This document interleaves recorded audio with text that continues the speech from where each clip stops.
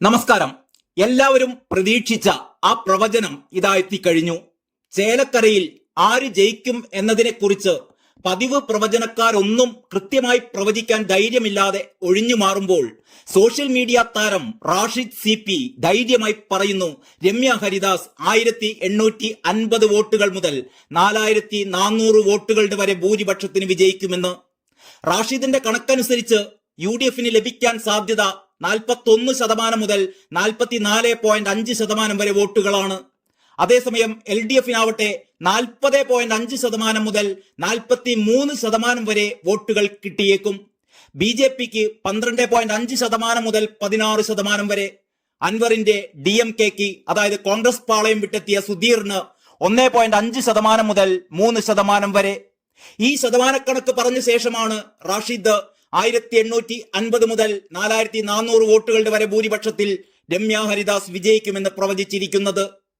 Party കൂറ് എന്നതിനേക്കാളും വിഷയാധിഷ്ഠിത voting എന്നതിലേക്കുള്ള ആളുകളുടെ മാറ്റം ചേലക്കരയിൽ പ്രകടമാവുമെന്നാണ് റാഷിദ് CP പറയുന്നത്. അത് ശരിയാവണം.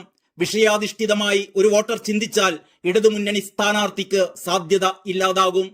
ഒരാഴ്ച മുമ്പ് റാഷിദ് ചേലക്കരയിലെ വിജയസാധ്യത ആർക്കായിരിക്കും എന്നതിനെക്കുറിച്ച് ഒരു പോസ്റ്റ് ഇട്ടിരുന്നു. അതിലാരുടെയും പേരൊന്നും പറഞ്ഞിരുന്നില്ല.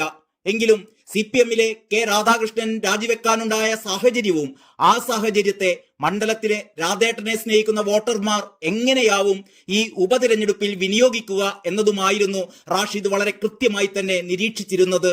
ആ പോസ്റ്റ് ഇങ്ങനെയായിരുന്നു: ജനങ്ങൾക്ക് അധികാരത്തിലേക്കുള്ള ദൂരം കുറയ്ക്കും എന്ന വാഗ്ദാനം എല്ലാ കാലത്തും ആകർഷണീയമായ ഒന്ന് തന്നെയാണ്. അതുകൊണ്ട് തന്നെയാണ് മന്ത്രിസ്ഥാന വാഗ്ദാനങ്ങൾക്ക് പലപ്പോഴും തിരഞ്ഞെടുപ്പുകളിൽ വലിയ സ്വാധീനം ചെലുത്താൻ കഴിയുന്നതും. കഴിഞ്ഞ പാർലമെന്റ് തിരഞ്ഞെടുപ്പിൽ തൃശൂരിൽ പോലും അതൊരു ഘടകമായിരുന്നു. അങ്ങനെ ഇരിക്കെയാണ് ചേലക്കര പോലെ പിന്നോക്കം നിൽക്കുന്നൊരു മണ്ഡലത്തിന് ആ ജനത വമ്പൻ ഭൂരിപക്ഷത്തിൽ ജയിപ്പിച്ചു വിട്ടൊരു മന്ത്രിയെ തന്നെ നഷ്ടപ്പെടുന്ന സാഹചര്യം ഉണ്ടായത്. അതും ആ മണ്ഡലത്തിന് ഏറെ സുപരിചിതനായ സാധാരണക്കാരുമായി നേരിട്ട് കോണ്ടാക്ട് ഉണ്ടായിരുന്ന ഒരാളെ, അവരുടെ പ്രിയപ്പെട്ട K രാധാകൃഷ്ണനെ.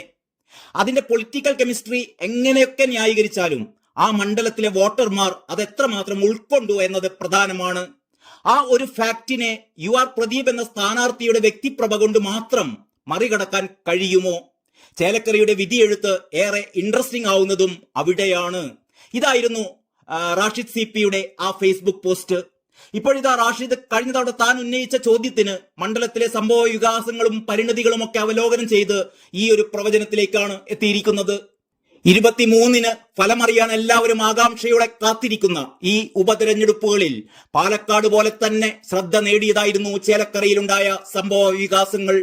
രമ്യ ഹരിദാസിലൂടെ ഈ മണ്ഡലം തിരിച്ചുപിടിക്കാൻ സാധിക്കുമെന്ന് കോൺഗ്രസ് ന്യായമായും പ്രതീക്ഷിക്കുന്നുണ്ട്.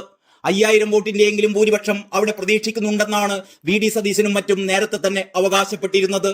അതേസമയം തങ്ങളുടെ പരമ്പരാഗത വോട്ടയിൽ യാതൊരു മാറ്റവും സംഭവിക്കില്ല എന്നാണ് CPMന്റെ കണക്കുകൂട്ടൽ. 10000 വോട്ടുകളിൽ കുറയാത്ത ഭൂരിപക്ഷത്തിന് വിജയിക്കുമെന്നാണ് LDFന്റെ പ്രാഥമിക വിലയിരുത്തൽ. ഇന്നുവരെ കാണാത്ത രീതിയിലുള്ള ഇഞ്ചോടിഞ്ചുള്ള പോരാട്ടമായിരുന്നു ഇക്കുറി ചേലക്കരയിൽ കണ്ടത്. കഴിഞ്ഞ നിയമസഭാ തിരഞ്ഞെടുപ്പിലെ വലിയ ഭൂരിപക്ഷമാണ് LDFന് ഇക്കുറിയും ജയം സുനിശ്ചിതമെന്ന ആത്മവിശ്വാസം നൽകുന്നത്. പാർട്ടി പ്രവർത്തകരിൽ ഏറെ സ്വീകാര്യനായ സ്ഥാനാർത്ഥിയാണ് മറ്റൊരു പ്രധാന ഘടകം. പ്രതിച്ഛായ ഒട്ടും കുറയാത്ത വ്യക്തി വീണ്ടും സ്ഥാനാർത്ഥിയാകുമ്പോൾ വോട്ട് നിലയിലും ഭൂരിപക്ഷത്തിലും എന്തിന് ഭയക്കണമെന്നാണ് മുന്നണിയുടെ സ്വാഭാവികമായ ചോദ്യം. അതേസമയം ഇത്തവണ ചേലക്കരയിൽ UDF വളരെ ചിട്ടയൊപ്പിച്ച പ്രവർത്തനമായിരുന്നു നടത്തിയിരുന്നത്. വളരെ നേരത്തെ തന്നെ അവർ ബൂത്ത് തലം മുതൽ തന്നെ പ്രവർത്തനം ശക്തമാക്കിയിരുന്നു. മാത്രവുമല്ല, ഇടത് സർക്കാരിന്റെ ഭരണവിരുദ്ധ വികാരങ്ങൾ തീർച്ചയായും തങ്ങളുടെ വോട്ട് പെട്ടി നിറയ്ക്കുമെന്നാണ് അവരുടെ കണക്കുകൂട്ടൽ.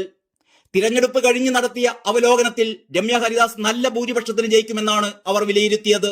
ഉപതെരഞ്ഞെടുപ്പിനായി പുതുതായി വോട്ടർ പട്ടികയിൽ ഇടം പിടിച്ച 9000 പേരിൽ 6000 പേരെ ചേർത്തതും തങ്ങളാണ് എന്ന് UDF അവകാശപ്പെടുന്നു.